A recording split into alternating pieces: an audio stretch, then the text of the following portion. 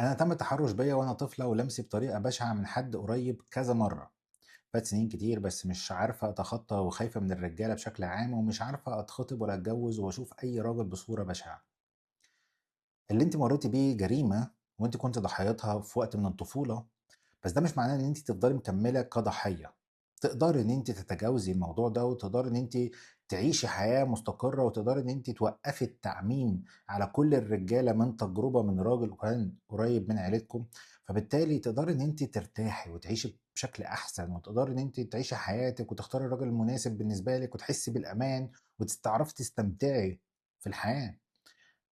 بس ده مش هيحصل من فيديو ولا 2، ده محتاج إن أنتِ تقعدي وتشتغلي مع نفسِك مع حد متخصص، شُغلته إن هو يساعدِك، يعرّفِك تعملي إيه وتفكّري إزاي، علشان في الآخر أنتِ اللي بتدفعي تمن حياتِك من غير لازمة.